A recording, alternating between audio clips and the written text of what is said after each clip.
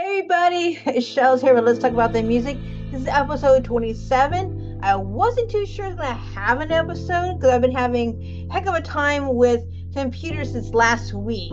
My mini here wouldn't boot up after a while. Don't know what happened, so it started scrambling. Anyway, it's working now, and here we are. I have a few announcements before I start this episode. One, the store will be open for everyone on June 7th. All right, everyone who's on my newsletter will be open tomorrow on Wednesday. So if you're on my newsletter, you'll get it. But those who are on the openly public will be open on June 7th. Okay. All right. Now, also on June 3rd, I am having my graduation season finale. At the Valley. It will not be streaming live. It will be only recorded only, and then I will play the recap of the live show the following day. All right, or the following week. Okay, so everyone's invited. If you're in Tacoma in Seattle, it's gonna be at the Valley. Here's the poster, and it's also on my website, Facebook, everywhere. There's social media. So. Doors open at 7 and we start recording at 8 p.m. But I'm dealing with Peter, who likes to start the show a little bit longer, a little bit later. So it may actually start at 8:30. So I'm just letting you know he's never on time. I love you, Peter. All right. So now let's get to the episode. Alrighty. All right. So this is Sunrust. Okay. These band is amazing. Okay, I met Sunny through Megan's story, and Megan's story said I have to go see Sunset. Now I remember seeing Sunny performing at the Spotlight Creative Women. Remember back then? All right. So this is the whole band interview, and they are amazing. So if you get a chance to go check them out, go do so. Alrighty. So here is what their topic was. Sunny wanted to talk about a unique listening experience. Okay? Now, I do have a script I'm going to follow. So here we go with the script. What if music wasn't a soundtrack, but a full-blown story lived by a track by track? Let's rewind to when album became art. Now, today we're going to dive into something that's very close to my heart. It is called a unique listening experience. Let's say music is not just, the music pulls you in like a novel, but with the music. It's just like a hook, but with an atmosphere and emotional intentions that pull you in a different direction. Instead of listening to it, you're going and live inside of it. Now the idea goes way back to the early days of vinyl with the Beatles, Sgt. Pepper, where their album was one song linked to another as a story. Now streaming and playlists have shaped the music habits, but indie musicians are doing the exact same thing. They're leading the way, like the Deer Hunter, who created a 6-part album saga that plays like a novel. All right, now we bring it today. Our guest today is Sunrust. We had fun, real conversation about how they approach their music to a creativity, those attract exact moments, the ones that stick with you, and the ones you feel different. We also chit-chatted with them too about different things as well. So the conversation. So you guys ready for this? Okay. Papa Satch, play that theme song for me. Hit it, guys! I don't even know that is good. Let's talk about the music. Let's talk about the band. Let's talk about the music. Let's talk about the sound. Let's talk about the music. Let's talk about it. Let's talk about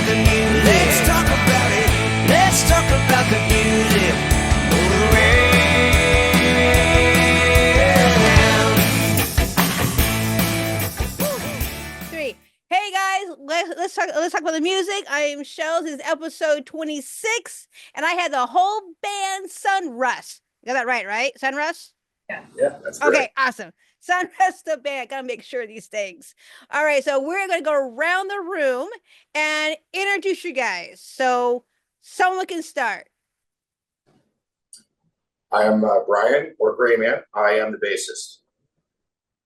Okay, next. Russ Majon, singer, songwriter, guitar player. I'm the Rust in Sunrust. All right. I'm Sunny. You know me. I know you. Well, I'm a co-writer, singer, and I play the 12 string on stage. I'm John Paul Michaels, drums and backup vocals. Nice to meet you, rest of the band. All right, so before we get into the conversation, what makes Sunrust unique? Well, I think that what we do is we try to create an experience that's different than you've probably seen with other live acts or bands. And that I think we try to be genuine and authentic in our presentation of what we're trying to say. And, we're not a party band. We're more of an emotional experience, more of a heartfelt experience. Okay. All right. What kind of music do you guys fit into? Like rock, or what kind of music do you guys kind of like find yourself into besides the emotional experience? Probably the easiest way would be to describe us as gothic folk. Okay. I can dig with that. Alrighty. Yeah, it just seems to ride real smooth. Okay. All right. So who writes the songs in the band? I do, and Russ does. We collaborate. Okay, and so how was your writing? How do you guys approach your writing for these songs? Well, I think I discussed this with you. The way I write is usually it's just sort of downloaded from the heavens in a split second and it's done. And then when I present it to Russ, he kind of helps me fine tune it and make it even more epic. He's got so much more experience in songwriting than I do even. And, he's really a master at the craft. So I think we have two unique approaches where she's very in touch with a spiritual thing when it comes to songwriting and really connecting to the messages or the download that you get of writing a song. Where I'm more of a craftsman, where I spend a lot of time crafting my songs and really making sure the message is exactly what I want to say and is, authentic, and it's not just, rattling off the top of my head. Okay. And then we together, like Sunny said, the two of us come together and we kind of work on the arrangements, and then we roll it out to the guys, and then we structure our songs, and we hope that everybody connects with it. And we also try to not be so blunt in songs as what the message we're trying to send per song. We try to change it a little bit, let's take La Luna. We changed a really hard subject into a real magical fable of sorts. I turned a thief into a raven. Ravens like shiny things. They like to steal. I turned myself into the moon, and the raven was trying to steal the light of the moon. We do this a lot during our songs so we can present the songs to the audience who's listening, and they can interpret it the way that maybe affects their lives and what they've been through without knowing the stories behind the songs. We want to be able to have everyone relate. I think it's important that people draw their own conclusions to whatever the subject of the song is, so that they can connect to it in their way, instead of being very forthcoming about this song's about this. Brian's interpretation or JP's interpretation may be completely different than what I was initially presenting or Sunny was. And that's exactly the magic in songwriting that you want to achieve, is to have that. You want everybody to kind of have their own interpretation of what it means to them. And I think we kind of did on our new single, Crack the Code. Brian had a whole different interpretation of what the song actually meant before we actually filmed the video. And it was kind of nice to see that that's exactly what I was trying to achieve with that song. That's cool. Yeah, I did listen to Luna last weekend at work, and it was a very amazing song that I listened to. I mean, it just took me to a different place and just able to relax and able to concentrate on what I was doing, but yet where Spotify switched, it had like a your guys' music mixed with other people. And so I was listening to Sunny. I was really into it, really enthusiastic and melody. And then it switched to a different song artist. It's like, that's not Sunny. Look at it. Oh, the radio switched to a different person. It's like, okay, there you go. Well, my voice is like memorable, right? Like you can, Yeah, it is very, very the memorable. whole thing about being a singer is, it's taken me a whole lifetime to figure out what I sound like, and I was doing cover songs my whole life. And finally, when we started doing Sunrust, Russ encouraged me to find out what my voice sounded like, no matter what any judgment of people that may not like what my voice sounds like or my writing, you know what, they don't have to hear it. But we have a certain audience that that does appreciate it. So it's best to be authentic. Yeah. One thing I have to admit, Sunny, when I saw you on Spotlight Creative Women, when I was watching you sing, you have this lip curl that Elvis Presley does. I get really pissed off when I sing sometimes. I like feel the words because I when I sing the song, I relive those moments. Okay. Like replaying like a video in my head of my memories, and sometimes I just get really into it. Absolutely. And I don't think about what my face is doing. I'm not trying to be pretty for a camera. I'm just trying to sing with as much emotion as possible. Oh, I didn't think you were. I'm just saying is that because I'm a big Elvis Presley fan since I was, I don't know, whatever. And so when I was so like, oh, that's an Elvis Presley curl. That's where I was getting it from. And now you guys are all of you guys talk about the balance about it. Well, what about the other two? I mean, how do you guys found the balance in when they write their songs? So I'll take it, and I will take the basic chord structure and the overall feel of what they're doing. And it's a bass player and a rhythm player's job to kind of push and pull, and that kind of in that respect gives each song an individuality. Then I bring that to rehearsal, and JP is always on his game, and it generally locks almost immediately. And for me, it's about doing what the song needs. If places it needs space, you give it space, and places where it needs a rhythmic thing going, that's what I do. But it's really about being in service to the music, and locking in with Brian is really easy. We interpret things rhythmically the same way almost all the time. All right, cool. All right. Now, do you guys have any kind of, I know Sunny does this, but does anyone, you guys have any inspired boundaries, or do you guys just play off of each other? I can't think of a boundary in music. True. Yeah, it certainly is a bassist. I've been playing along enough and a lot of different styles that boundaries are limiting.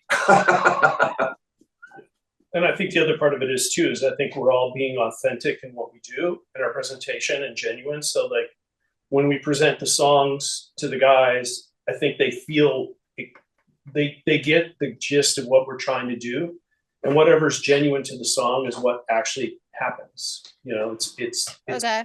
It's an organic thing that happens. We're not trying to force a square peg in a round hole. We kind of have an idea where we're going, what the song says, and then the feel. and then everybody just has a natural instinct of where to go with it. Okay. Well, let's look back to the band. So how long have you guys been working together? November? 6 months. 6 months. Really? Yeah. And you guys are that connected. That's pretty awesome. We were that connected Well, when the day we started. These two they spotted a couple of ringers, so it brought us in, and it's been it's been really quick, really quick. Okay, then how did you guys meet each other? They stalked me. We did. They hunted me down like an unknowing beast. And Jake plays in the community around where Sonny lives, and we've seen him numerous times, and he's friends with immersive, many of our friends, and so it was an easy transition to. We knew him, so we knew it would fit with us. So. Nice. And you guys just band together and make this beautiful harmony songs. All right, rock on. All right, so we talked a little bit about everybody else. So how's any of your fans react to your songs, and how they come to you about their reaction to it? Yes, absolutely. We hear terms like cinematic and ethereal, and I personally, from my standpoint, I get chills playing with these people. Really? Yes. Elaborate. Well, I've been playing professionally for 40 plus years. A lot of great bands. I play in a lot of great bands currently. This music touches me in a way that nothing else has previously. Okay. Goal, right? That's the goal, is to have. That is the goal. I mean, Sonny and I, as a duo, had been doing it for 3.5 years, just the two of us. And I can't tell you how many times we come off stage after a performance and someone would be crying on Sonny's shoulder and hugging her and how much the song connected with her. Or myself, when somebody comes up to me afterwards and says, "Oh my God, that song, I really love that." And so I think those are the connections that's our goal, is to connect with people in those ways. But it's a surprise always when it happens, because you never, Yeah. we've been doing it long enough that, we didn't get chills for so many years, and we didn't have people do that. And now it's starting to happen. And it's like a whole new thing for us. That's good. That's a great experience. So how does that make you guys feel? It's an exchange of energy. Yeah. Yeah, very much. That's the best way to describe it. Now, Feels great. yeah, because I was going to say, you haven't spoke very much there, sir. Because I just want to know if you guys have the same experience or completely different?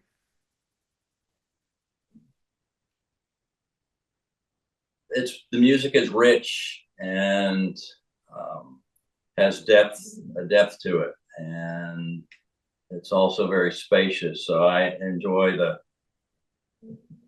and get into the energetic aspects, the spaciousness of it, and how far it's really reaching. And it has a pretty wide spread. Okay. Now, there's a band that I am into in Portland. They are kind of like this kind of music, but they have vocal cords and they can also do instrumental. So can you guys do this music also instrumental? Well, I mean, we could, but why? I'm just asking, hey, more things you guys can produce. That's all. No, we can do it acoustically. Yeah. Yeah, but the harmonies of it just, it's like this band is like a machine. Without one aspect of it, it doesn't work. So, right. The vocals, the harmonies, sometimes we've got 3-part harmonies going on. It just fills up this space that you can hear to the heavens. It's just absolutely amazing. And when the tone is perfect, you can almost hear this ring, ring, ring, ring, ring, and you know that it's like nice pitch going on. And it just brings it all home. I think it's very spiritual. Mm-hmm. Like nice. The ethereal part of it and the vocal quality to it it's almost like a choral thing. So it's very, it's very spiritual, I think. And we tried You know, our melodies are not like everybody else's melodies. You know, they're just very almost medieval Middle Eastern kind of, you know, the whole melodic structure, and some of the harmonies that we come up with too, and we change them, you know, like I'm all over the board, and you know, you never know what kind of harmonies we're going to come out with at a show, because it's kind of on the fly vocally a lot of the times. But sometimes some of these harmonies are just so different and just really beautiful. So Nice. try to not be like everybody else. We're not trying to. Right. Yeah, being like everybody else is kind of boring anyway. Be yourself. Yeah, Be right. different. Yeah. Okay, so let's talk more about your structure, because how does your writing from your writing to the studio? Is that a different kind of subject, or how does that work? Well, we don't go into the studio until the songs are ready. Right. So, I mean, once we've established an arrangement vocally and structure of the song, then that's the next phase, is to go in the studio, which we haven't had the opportunity to do yet with the guys, which we're looking forward to doing. It's been a fast 6 months. We have a record done. And so the next phase is we have some additional songs to record for that record before we release it later this year. Okay. All right. But I mean, we spend a lot of time making sure the arrangements work and make sense. And then things change. We just rolled out one of Sonny's new songs, and the structure in the last 3 shows has changed completely. And so trying to find that sweet spot where the song connects with people, and is also inspiring for us to play. That's nice. That's really cool. I haven't got a chance to see you guys play yet, just Sunny. So I'm really want to go see you guys play really bad. So all right. So how about this? Is there any unexpected instruments, effects, or technically you guys use for your sound? On my end, I play 2 different basses with this band. I play an electric upright 5-string and an acoustic 5-string acoustic guitar. Both go through a Box GX100 pedal board. And I do use different sounds occasionally here and there, not overly. I just enough to sweeten or kind of make things a little mysterious. And then I have a small but very powerful bass amp. And that's it for me. I think making the guitars textural and ethereal adds to the whole vocal thing. That's kind of my job in the whole thing, to add atmosphere to what's going on and what's being said. And so,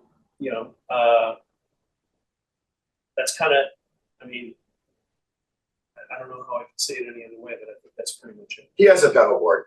And it's really nice. I got a bunch of toys. It's expensive. And Yes. Expensive, yes. Yes. What were we gonna say? I said, ever changing. Yes. I was talking to someone about podcasting. I always want new toys, but like, no, I don't need new more toys. But I get it. I really do. No, you do. You need the newest tomorrow. No, I think it's important to always seek out new sounds and new textures and things, and that's kind of that's my place in the sonic landscape of what we do. Nice. Rhythmically and for percussion, I just have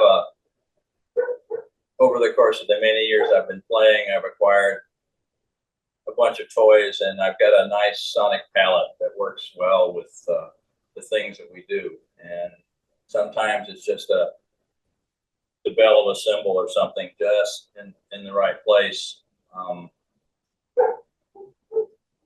Not filling all the holes, leaving spaces where they need to be. So it's, and that's evolving. I have a few drum kits, but the one I've been using works well for this group, and go from there. Nice. All right. So who do you guys how I want to ask this question. I want to go back towards the band for a second. So I want to ask this question. Who it I'll come back to that question. I want to think about this for a minute. Say it. Huh? You're gonna ask about musical influences, right? Yeah, I was gonna ask you about who do you guys got you into the music scene? Who inspires you guys to be in here? I started playing bass because I heard Heaven on Their Minds from Jesus Christ Superstar. That bass line, I was living in Bangkok actually as a young kid. And it's, that got me started. As far as influences, my main top three are James Jamerson, who pretty much ruled Motown, Family Man, Bob Marley's bass player, and Geddy Lee. All right. Next. I got a couple. It's a kind of a funny story. When I was very young, it was time to get a haircut. And my aunt was going to go, she used to babysit me when my mother was at work. She was going to take me to get a haircut. And I was screaming and fighting and no way, I'm not getting my haircut. And she said, if you get a haircut, I'll buy you a guitar just like the Beatles, because she was a huge Beatles fan. And that was it. I was in. And then I think it was 6 months later, my aunt was she was taking care of me, and I was watching TV, and there was this TV thing on with Elvis. And it was Aloha via satellite from Honolulu. And as a little, I think I was 4 or 5 years old when it was on. And I just remember just being enraptured with, the whole white sequined outfit and all that stuff. But then they would cut to scenes of the girls just crying and screaming and taking silk scarves from them. And I was in. That was it. That's what I wanted to do for the rest of my life. So. Sunny. Me? Yep. I mean, I've been singing ever since I can remember. And, we discussed this before, I was always trying to emulate someone else and just trying to refine my craft. I really didn't take many singing lessons. I took a few opera lessons when I was 17-ish, but that was just, a few. But I learned how to basically sing in Italian and Spanish, which was cool. That's cool. Yeah. But for the most part, I was always trying to emulate, people I heard on the radio and, did cover tunes forever. But, I think I told you Mahalia Jackson when I was little, that was a big one. I loved Whitney Houston. Yeah. I loved the gospel singers and, yeah. Oh, and another big one, Steve Perry from Journey. Oh yeah. Voice, it's always just been this tone that I just can't get enough of, and I used to try to really emulate that tone because I just thought it was beautiful. So that's another one that has really inspired me. I grew up in Atlanta and started drumming in junior high, and from there into the high school band, and it was. I think it was the worst high school band in the city of Atlanta. I'm pretty sure it was. The band director was a fantastic musician, but he just couldn't keep us together. But the drum section was always a fun time. But I played in bands on and off ever since junior high. So starting out with vocal music, and vocal music has always been a focus for me, singing and especially singing harmony. But the vocal groups of the 60s and 70s and 80s. And I've done everything from, well, I don't know what classic rock is now. It changes every few years. But the music that's now classic rock is different than it was 5 years ago. But I've been in a Brazilian jazz band. I was in an a cappella group when I lived in Colorado. Actually, I put that together, and there's so many influences. I try to steal from anybody I can. Steve Gadd is a important figure. Vinnie Colaiuta, Tristan Bowden, Drew Lucker too. There's so many. I don't even know if I can narrow it down to one or two. I try to listen to everybody. Anything that's interesting rhythmically gets my attention. Nice. Very cool. All right. So let's go into your songs itself. We spoke a little bit on La Luna. What about Nightbird? Tell me about Nightbird. Well, you know, I was sick for a long time, and I was bound to a bed and heartbroken, and because of a relationship gone bad during this whole time, and I was just always stuck in that bed looking out the window, wishing I was a bird to just fly away. And so I wrote Nightbird, and we ended up filming the music video in this cabin where it all went down. And we ended up, with the help of Sky Warden, he's the one that has done our videos with us. He's our videographer, he's wonderful. He just kind of let us, with all three videos that we've done now, he just sort of turns us loose and lets us improvise. And we ended up throwing a Gothic masquerade party in here. And it's the song is all about transformation of, you know, someone who's dying and then decides to live and transforms themselves into the Nightbird, right? Right. So, all right. So you wrote it. Did anybody else tribute to the songs? To that song? Well, Russ, he's you know, I like I said, I throw a song at him and he helps fine tune it. I do the structure, the arrangement of the songs, and then kind of the production ideas and where to go with it. Pretty much every song kind of goes. I'm what I call the musical director of like guiding it the direction that we want to go, and then once we get it with the guys, then you know everything takes a different shape or broadens out, stretches out. It's bigger. Okay. All right. All right. So you guys got a brand new single come out called Crack the Code. So tell me about that single. This was kind of a surprise song that, to kind of go backwards a little bit, the initial goal for this band was to be a vehicle for Sunny primarily, and I would add my songs in here and there. And so this was a song that kind of surprised me, inspired by Sunny's songwriting. And it's kind of just a reflection on, you know, the environment that I grew up in.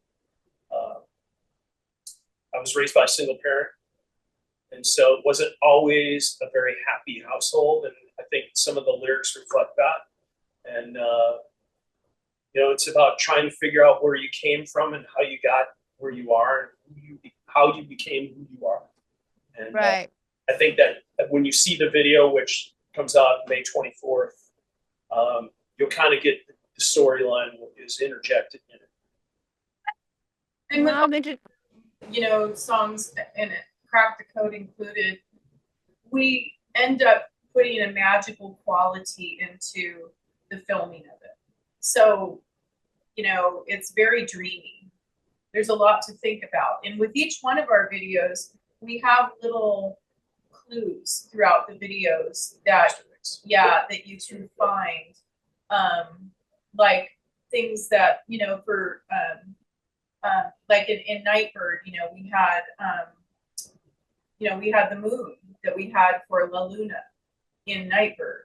We had in Crack the Code, you know, we have, you know, there's little, you know, there's continuity Easter eggs throughout each I don't one want to give it away. Without giving it away, right? Right. I don't want to give it away. No. I'm gonna look for those clues in each one of each one of the videos, and I think, you know, as we package this thing together, we wanted to make sure we present something that is intriguing and makes you think and makes you pay attention.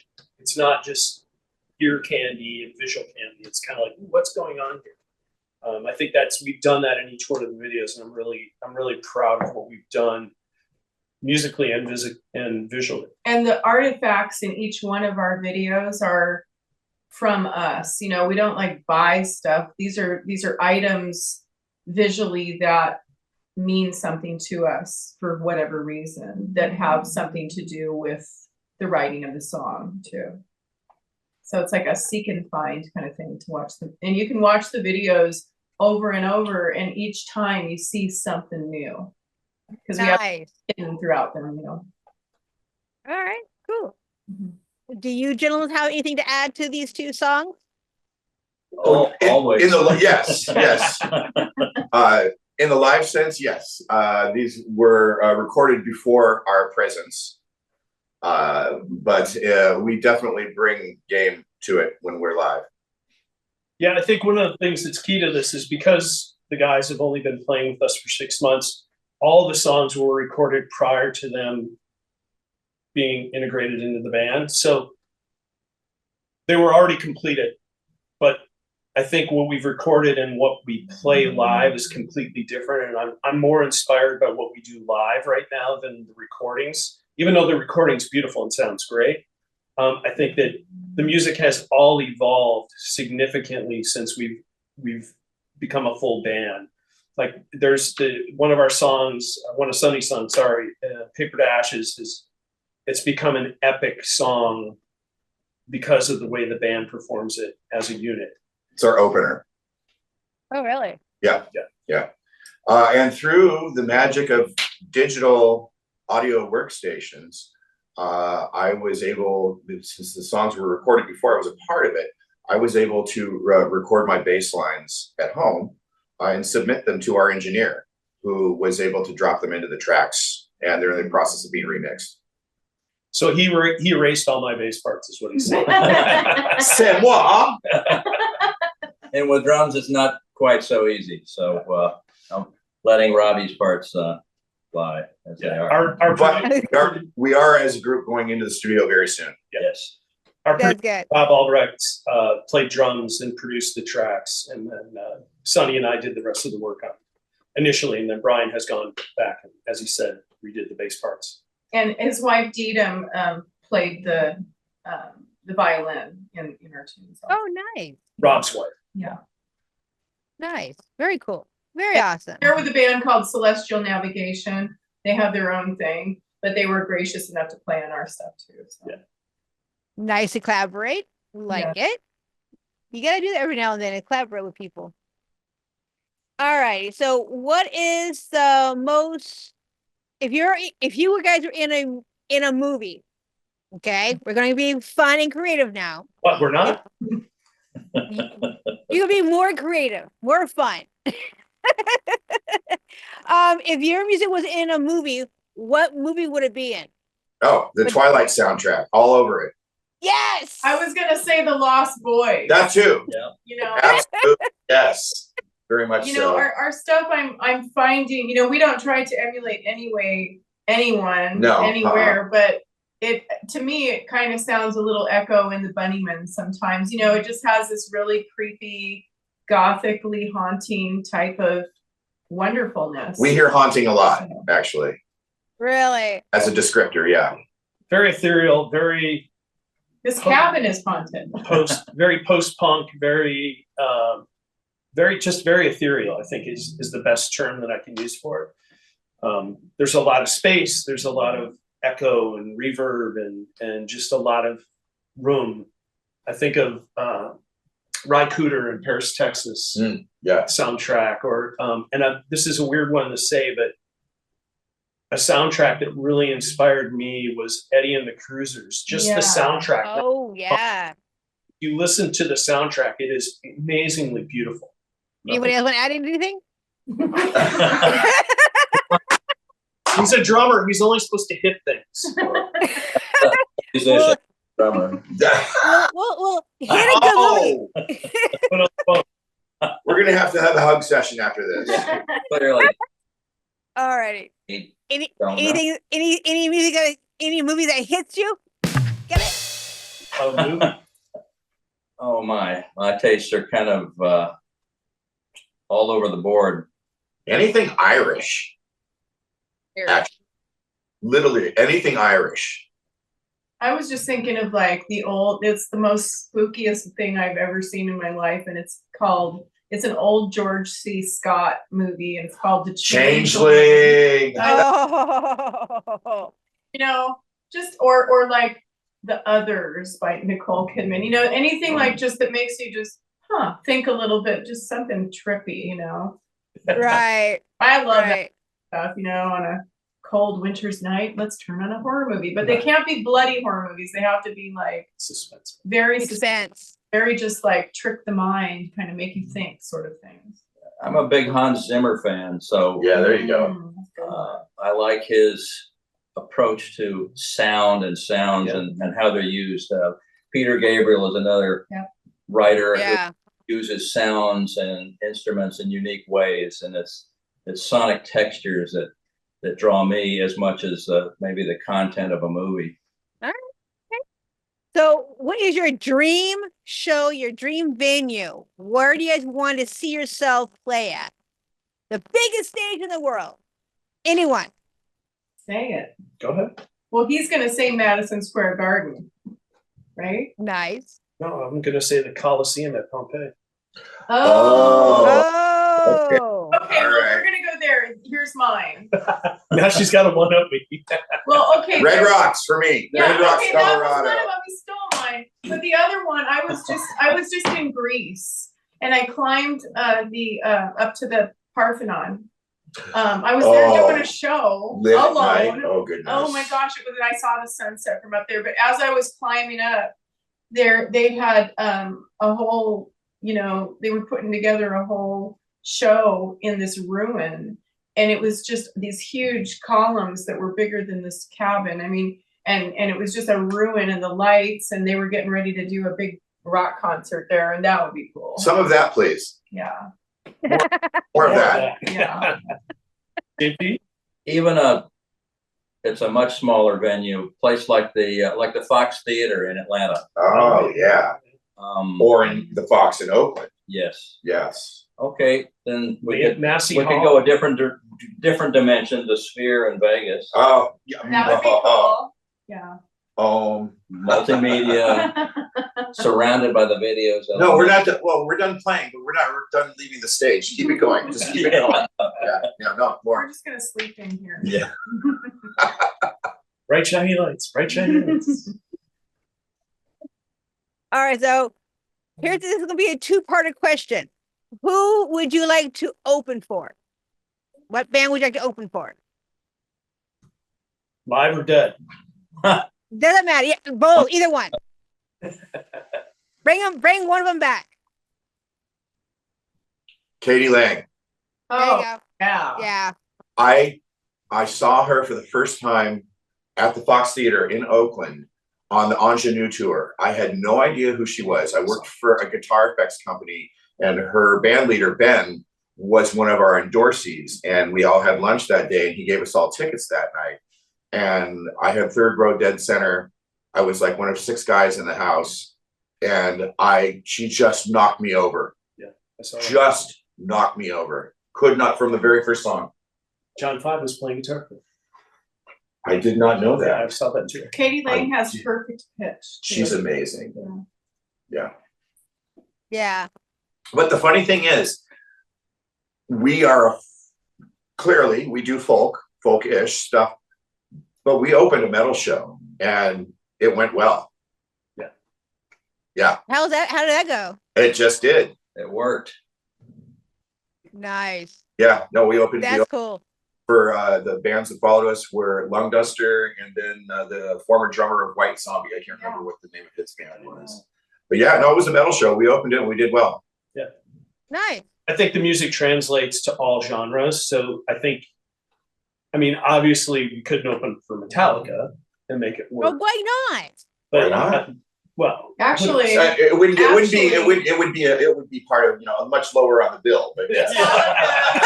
Metallica, their melodic structure is actually a lot like what we do. If you break it down to the bones, it would, Right. you know, I was thinking more like, I mean, last year he took me to see the Church. Oh, that would be Under the awesome. Milky Way Yeah. tonight. I loved them so much. We were in the front row. It was awesome. I can see us opening for somebody like that. Psychedelic Furs. Yeah. Mhm. Lorena McKinnon. Yes. Yeah. Corporation or Massive Attack. Oh, Massive Attack. Or who did we see? Blood and Roses. Smithereens. No, and who redid that? We went to go see them. Starts with R. Dun, dun, dun, dun, dun, dun. No pressure. I don't remember. It's one of your favorite bands. Waiting for this. Anyway. Radiohead. There you No, go. that's Radiohead. not- Right ahead. Bird ideas. Radiohead would be awesome to open for. Yes, that's true. It would be. And my daughter might come to the show. Alrighty, so let's go back to something else here. If someone ever heard your music before, what was the one song that you want them to hear As of now, Paper to Ashes. as of right now? I mean, like for example, I haven't already seen you guys play before, been hearing your guys' 3 songs on Spotify, but what's one song you guys want me to come see your show and be awe about? Crack the Code. I yeah, have to agree I with. say Crack the Code. It's Crack the Code. Out of every artist that's ever been, Crack the Code is my favorite song ever. Okay. Wrote it. That's how much I love that song. It's amazing. When we're doing it live too, boy, it sends chills down my spine. Wow. People in the front row with tears in their eyes. That's when you know Nice. connecting with the audience. When you have them right in the palm of your hand. And they Yeah. break eye contact the entire time. I'm not crying, you're crying. Well, truth, Yeah. I had not listened to Crack the Code yet 'cause I just saw it drop on Spotify, so I'll be listening to it later. I promise. And Or the I music can play. comes out on May 24th. And what's that? The music video, our premiere, comes out on May 24th. We're gonna do a show at the New Frontier in Tacoma. Come Where we see us. filmed it, actually. Yeah, and that's where we filmed part of it. And that's where Russ and Yeah. we actually reenacted part of this. And anyway, it's gonna be a party. You know, The that's single and the video drop on the same day. So the single will be on all digital platforms on the 24th, and the video will be available on YouTube the same day. you know something? I was supposed to be at that show. I was supposed to be at that show, and because Nance from Gilded Lily was playing, Uh-huh. and I really wanted to see you guys play that night. So I said, yeah, I'll go see you guys play. And I have a habit of leaving stuff at work. So I left my ID and my purse at work. This. Oh. So I didn't want to, I have a habit of not showing up. So I had to show Nance, hey, I did show up. She goes, why didn't you come in? I had to tell her a story. I left my wallet at work and the guy wouldn't let me in. So I had to have proof. So I was there. Well, you can make it up to us on the 24th. Yeah, we might do 1 or 2 other shows. I don't know. Yeah. Okay. So I'll put you guys on my list. What day is that again? It's the 24th of May. It's a Saturday. night. Okay. May 24th. We're doing it right live. Ooh, it's already on my calendar. Ha! Yay. Perfect. Yay. So it'll be like seeing you guys live, take 2. Excellent. Awesome. Alrighty. So how many more songs are you guys planning on writing for before the whole album is coming out? Well, we have 3 songs in the pipeline right now to record. The tricky part about what we're doing is that we've already recorded 9 songs, and we have 3 more we want to add to the mix, and then choose the best of those songs to put on a vinyl record. The dilemma with a vinyl record is that you only have 20 to 22 minutes per side. And some of our songs are 6+ minutes long. And so they take up a lot of space. So we're not going to be able to put everything on there.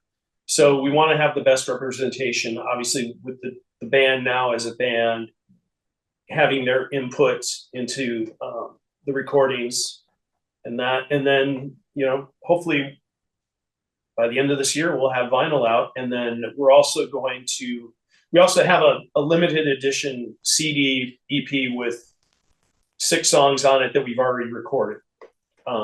It's called The Raven. Yeah, we only sell it at our shows. We don't, not all those songs are available online. They'll be eventually online once the record comes out. We'll release a digital package, which will have all 12 songs, and a vinyl package that will probably only have maybe Probably 8. eight, yeah. Yeah, probably 8 songs on it. Nice. Cool. All right. What's one sound or idea you always wanted to try but haven't yet? Bowing my bass with these guys. Okay. Well, why haven't you? Because I have yet to reach a status in my self-teaching that I feel it's appropriate yet.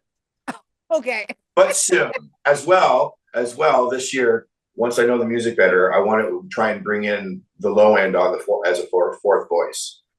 Yeah. 4-part harmonies. Okay. I totally want to pull out. He got me an electric guitar last year for my birthday. And right now I'm only playing the 12 string, and it's great. It gives such a richness, but I'd like to do 1 or 2 songs during the show eventually on the electric guitar too. So it's hard for me though. 6 strings is harder than 12. So my 12 string is like my comfort zone, and that's where I feel comfy. So one day. You'll get it. I believe in you. Yeah. I'm trying not to get new gear right now, so be better at using what I have, find more harmonies, because we'll be playing something that, I mean, the songs all started with Russ and Sonny doing the vocal parts, and they have their harmonies worked out, and we'll be playing something, and then I'll hear a place where it'd be good for a harmony. So that's part of the evolution of the vocals as we're moving forward, is I'll hear something and can put it in. So refine my ear. So no instruments, timpani, or too much to haul around, and the gong won't fit in my car. So I think I'm good gear wise. It's just becoming more adept, more skillful at what I do. I think at some point we'll probably expand into a 5-piece band, adding keyboards to what we're doing as well. But for me personally, I think probably adding some slide guitar into what we do is probably the next thing that I introduce. All right. So is there any tour dates going to be coming up pretty soon, like outside of Washington State? Well, I'm leaving the country. I'm leaving. I'm going to Turkey for a while. So I'm going to just, we'll regroup when I get back. Not exactly a tour. Or she'll send for the rest of us. There you go. Right. I have been asked to bring my guitar though. So, but we're doing, we're doing the show at the New Frontier. We got a show at the Central in Seattle, which is an iconic place. I think that's on the 11th of June. And then after I get back from Turkey, we're going to try to start gearing more in the Seattle area. We need to broaden our audience. I think that we're much more appreciated, in outside of these small little towns, Right. or, just people appreciate, original music better. I don't know. I mean, we'll see what happens. Well, we're working on some dates possibly in Portland. Obviously, Seattle's a market that we're cracking into. We've got another show in August in Seattle at the Rabbit Box Theater. And there's a couple other dates that we're kicking around later in the year in Seattle. But for now, I think the focus is just to kind of stay in Western Washington for right now, and then branch out into the Portland market. We've all got friends that live there, and it's easy to get people out to see us in that market. So and then down to the Bay Area, which is my stomping grounds for 23 years.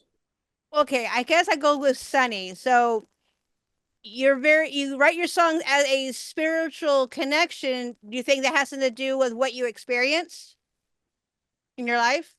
You know, I've been a little songwriter since I was young, and Okay.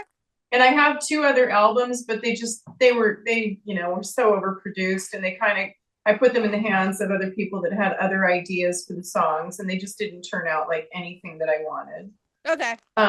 But now, since I went through this last episode of I was fighting terminal cancer, they said it was, and 5 years of chemo, and at one point I flatlined for 5 minutes, and it was way more real than this is. And after that happened, all of my senses opened up. All of my 6 senses turned into millions of branches off those senses. And, you just, at that point, you just kind of have to surrender and just let everything just sort of come to you and just accept it as miracles constantly. And so, when I started writing, the music is always in my head. And sometimes some tunes are more there than others, and it's like it just bothers me until I put it down. But sometimes I'll just get the hit, and I think I told you the story about Saint Francesca before, and I was in Rome, and I went down to I wandered down into this catacombs, into a tomb, and there was a saint down there, and roses and candles, and she was in this white gauze like dress and just bones, and I prayed for clarity, and I just started crying, and and then this song just became in my head at that moment, all of Saint Francesca. It was completely written, orchestrated. I could hear every violin, every cello, everything, and all the words and everything, and it's like probably a 4 or 5 minute song, and the whole thing was done. And I got scared, and I just got chills up my spine. It was just me and this dead saint in the catacombs of Rome. And I got out of there. And when I got home a couple of weeks later, I looked her up, and I had prayed to the saint of clarity for clarity. Nice. Know that. Nice. Okay? But this is how I write. I feel like I'm kind of like a live wire, a conduit. And if somebody upstairs wants to give me insight, and a lot of times it's musically, it's written, and the only way that I can get it out of my head and to not drive me insane is to sit down with my guitar and play it and write it out and send him the chords, and it's done. Wow. Yeah. I also had 2 different life experiences like that. Once when I was 3, and then the other one when I was, I don't know, 7 maybe. At 3, I had the Hong Kong flu, so I almost died was a baby, and then I almost drowned when I was 7. And no one knew was out there. Had actually to save myself from tippy toes bouncing up and down before I got to the shore. And when I came through, no one knew I was out there. So I was kind of went inward with myself. So I kind of get what you're talking about. Mm-hmm. And it's taken me a while to actually understand that it was, a spiritual awakening and trying to figure out how you want to live that way. And I get you. I think you get closer to your guides or your spirits who watch over you when you go through a circumstance like that. And I feel like I almost brought them back with me. Yeah. And, I trust my intuition like it's another language to upstairs or to God or to the creator. And Right. so I follow my intuition now like breadcrumbs through the woods, like I'm Snow White. And, if you don't pay attention, then you're going to go off on an awful path. And that's the lesson you're supposed to learn. So nothing wrong, right? We're right here where we're supposed to be. But music is, it's a real gift. Not everybody has the gift. Everybody can get up there on stage and pretend to have the gift. But, when you have it, it's a blessing and a curse, really. And, I'm really grateful for it. Nice. Now, you 3, have you guys having any experience like that yourselves? Not for me. I was a feral child in a foreign country whose language I barely knew. Twice. But I yet somehow did manage to get myself in trouble. Almost. But nothing, no, nothing, that was, on the scale of what happened to Sonny at all. No. All right. But you're surrounded by, scary situations during the day. Oh, well, I'm an RN. Yeah. Oh, okay. I was wondering who was the RN. During the day, yeah, that's me. So he sees a lot of tragedy, and there's probably a lot of stuff happening that you can't see or surrounding him all the time, that. Yeah, I work in wound care now, but I have a background in corrections. I actually had the opportunity, and this is going to seem weird, to sit and chat with Mark David Chapman on 2 different occasions. He's the guy who shot John Lennon. Wow. Yeah. I worked at a very what's not infamous prison called Attica in upstate New York for a while. I refer to Gotham City personally. That's an interesting career. So what made you say to go to that career besides, you got music over here. So what made you go to that? Well, okay. So in 2005, I was living in the Bay Area, and my wife and I got bumped, and a 1-year-old got bumped from 2 different properties that we were renting because they sold out from under us, and we were still paying off the loan to get into the second one when that sold out from under us. So we had to move. We had to go somewhere where there's family. This is where my family's from, but they were busy with other members of the family. We didn't feel the need to add to that. So we went to my wife's hometown, Buffalo. And the only guys making money playing music there were the Italian and Polish wedding band guys. And I don't have enough consecutive consonants in my last name. So off to nursing school. Wow. Congratulations. Oh, thank you. But I've kept music and the whole way through. Nice. Cool. So do you guys do anything else besides being the band? I know Sunny is a hairdresser, stylist. She's gonna be doing my hair pretty soon. So is there anything else you guys do besides the band? Well, I just retired from almost a 19-year cybersecurity career. It's actually the second job I've retired from, but it's cybersecurity is hair on fire all day, every day, and too close to getting singed. It's not pretty, and it's just too stressful. So I said goodbye to that. So I may do computer work in the future, but improving my skills as a musician, as a player, I can spend a lot more time focusing on drums and some other audio projects that I'm thinking about doing. Not music related, but the long computer career. Also did work for 20 years with a guy named Tom Kenyon, who's a pioneering brain researcher. He did a lot of workshops around sound healing, and sound meditation. And I ran sound for his live events for 20 years. Last event he did was right before end of 2019, and he's on hiatus right now. I don't know if he's going to come back out and start doing more teaching, but alternative healing is an interest for me, especially use of sound as a transformational tool. So that's all. I wanted to do a show on music theory soon. So I'm really interested in learning that. So do you have any background on that? On which now? Music theory. Music theory. No.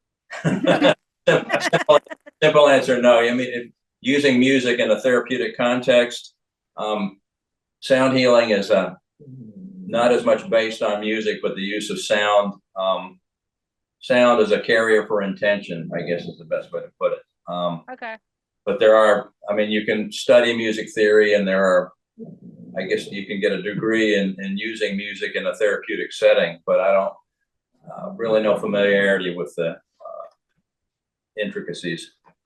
I studied in college and played jazz under a cat named John Maltester. And actually from my same class was a really amazing saxophone player who has done great things named Bobby Strickland. But I got out into the real world and found that my ear was much faster than my eye. And as I developed my skills in different styles, it's innate now.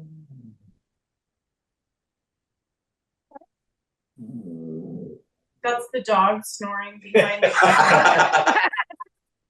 Like there's so many dogs all over, they're just doing their own They're just thing, shaking in their sleep. you know.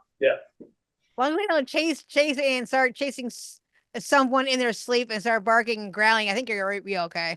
Yeah.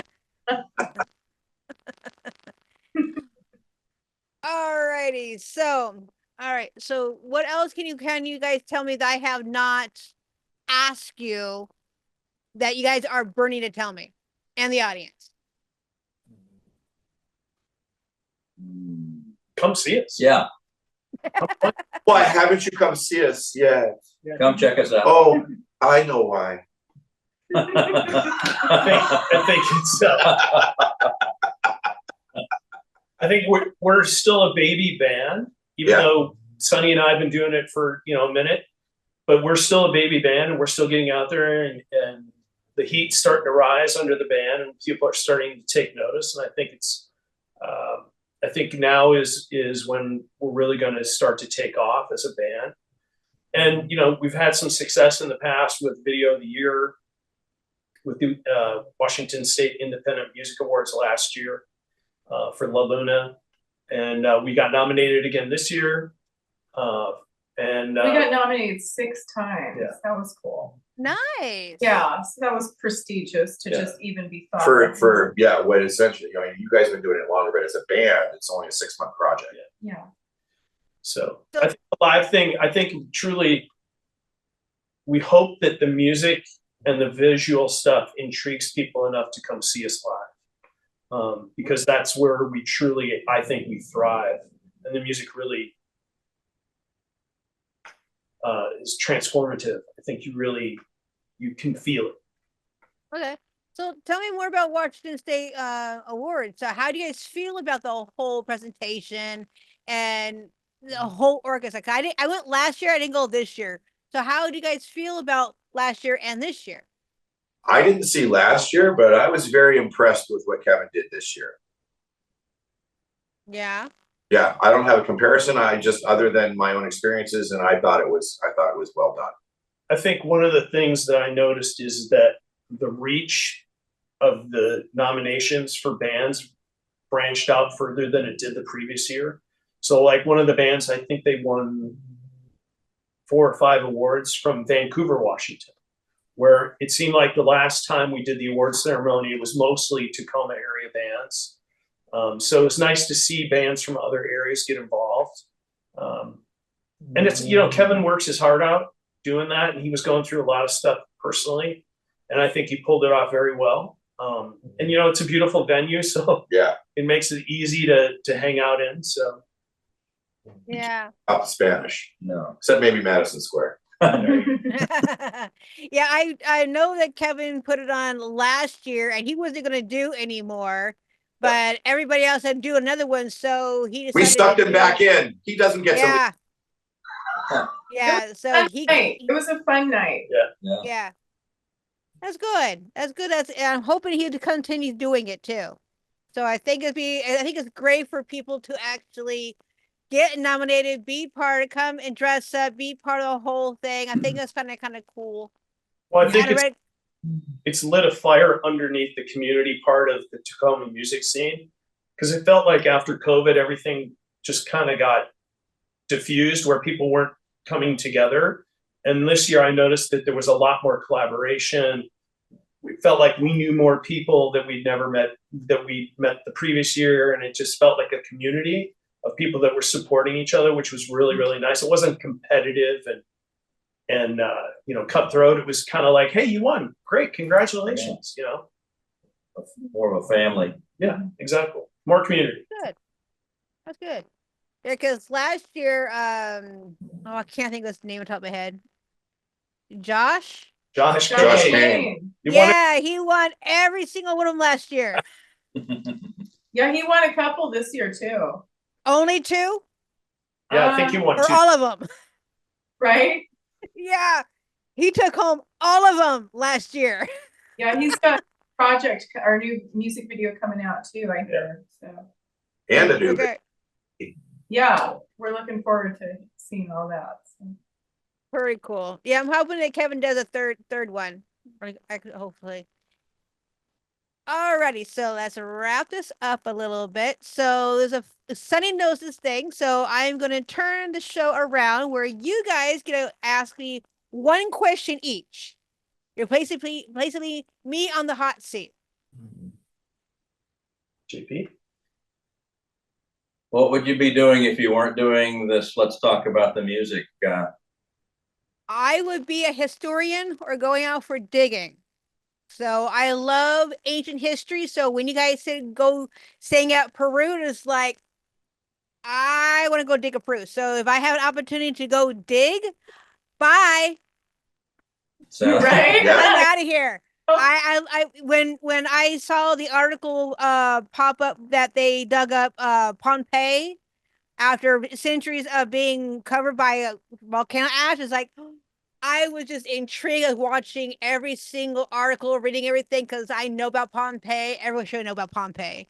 Oh, yeah. And it just fascinating that they actually dug underneath it and found things that was still intact after being covered for so many years. yeah, So that is what I would do if I was not doing that.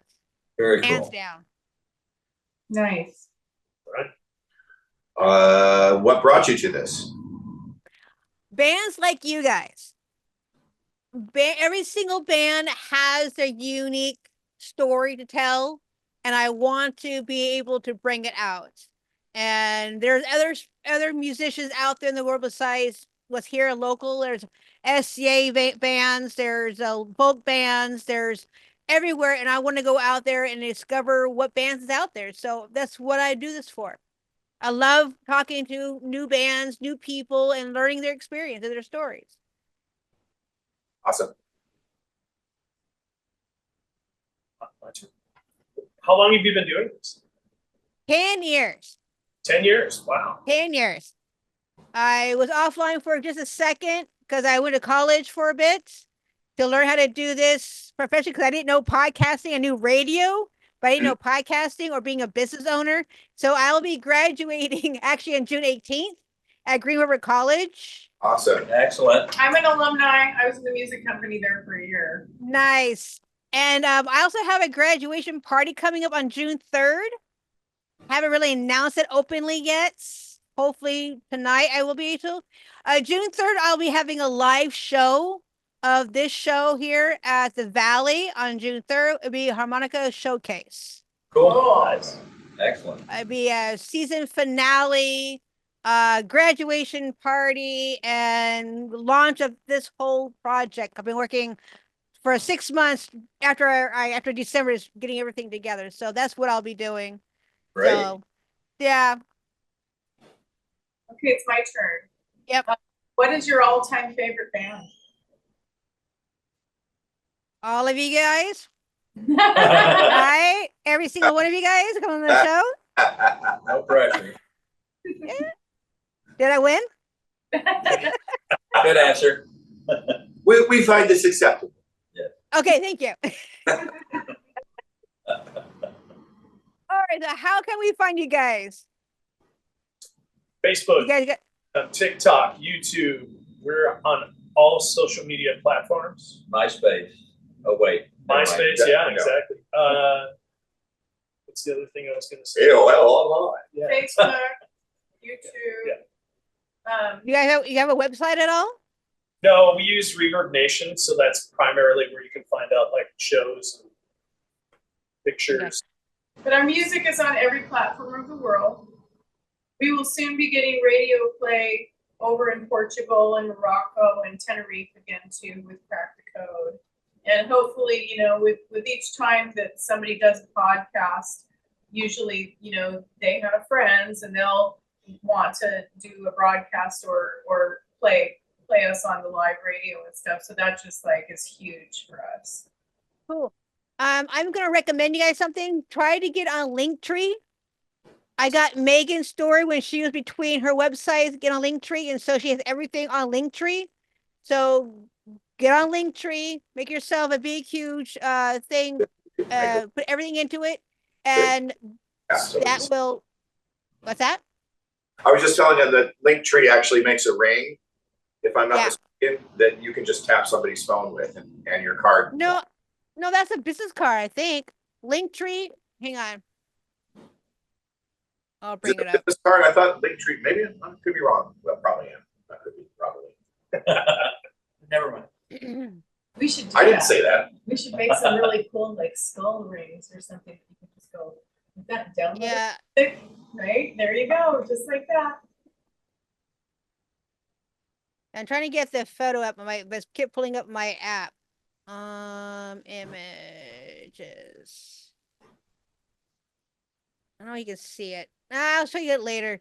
But go on to Linktree, and it actually makes you your own website where it has everything in it. Oh, perfect. Everything.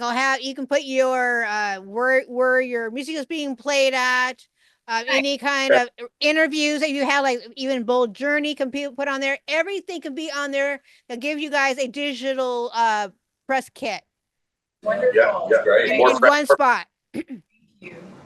Yeah, I hadn't actually thought about that. I used to get it. Yeah. So I was trying to help Kevin out with Kevin Inlow with that too, because I don't understand it. It's just like, I'll set you up, just put your link in it. I'll help you fix it up. So yeah. Okay, well, thank you guys for coming on the show, and sorry I wasn't more prepared for more questions. It's totally fine. Yeah, this is great. Hey, you guys have fun? This is our first live podcast with a full band ever. Really? Yes. So you're the first one. Oh my God! I know, you did great. Yeah. Well, how? Tell me why? Because the next one's tomorrow. Next tomorrow.